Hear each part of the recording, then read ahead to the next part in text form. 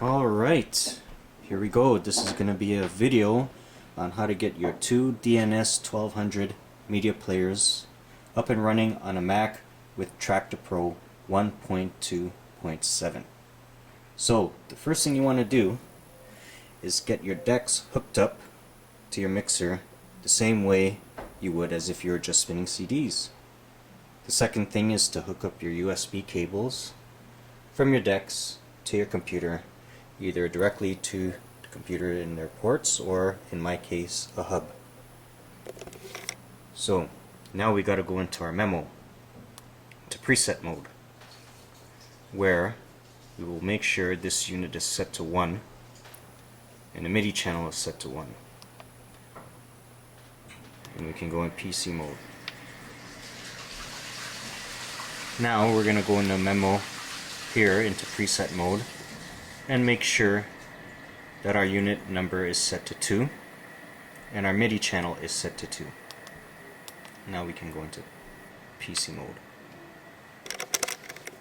Once we get connected and it says completed, we can go to our audio MIDI setup, which is in your applications utilities folder. We'll click on the aggregate device and make sure that our S1200s are showing up. This is what it should look like for the first time. You should have 2 of these and you just check them. Alright, and then we go to the next window. We show the MIDI window and we look to see if our S1200s are there. If they're not showing up, you might have to do a fresh install of your operating system. So we got that set up, it looks okay. Now we can open up Traktor. The TSI file I'm going to load here is a revision of the default mapping that comes with Traktor. You will have to go on the Denon DJ forums to get it, to download it. So we're gonna get it hooked up here now. Go to our audio setup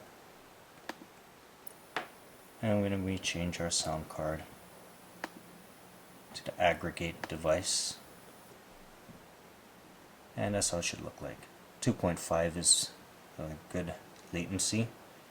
We go into our controller manager. We'll import. Once you downloaded the file, go to where you downloaded, and this is the name of the TSI. The only thing you want to keep is your controller mappings and your effects settings.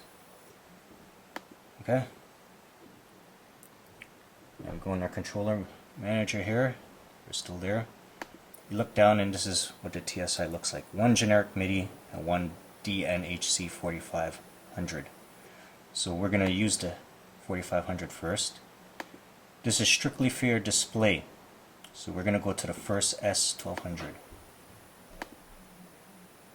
and see if that activated the display. Nope. So gotta go to the second one. As you can see, it's deck A right here. So once we do it, there we go. The elapsed is showing, right? So once we get to that point, go to edit, duplicate, set it to B. And since we know that the second one was deck A, we know this one will be deck B, so we'll select the first one. And there, you have it. So, the generic MIDI is the actual controller mapping. So we know that the deck A was the second S1200. So click there. Again, duplicate.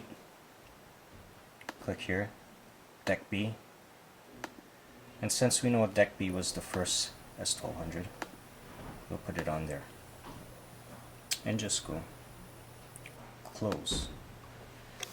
Now, see, I'm able to scroll my tracks, right? And there it comes up.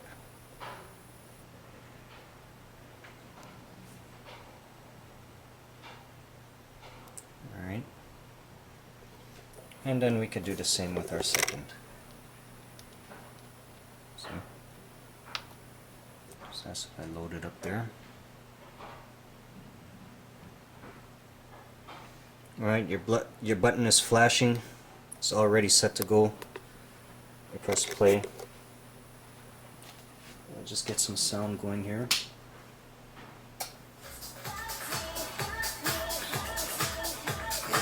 And then I just plan my second one. And then I crossfade back and forth.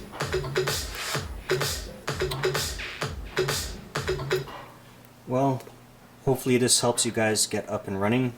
The only thing is, every time you start up Traktor again and you want to use your S1200s, only one will connect with MIDI. And you got to go through the process I showed you on troubleshooting, on how to get the appropriate commands going to the appropriate player. Alright guys, take it easy.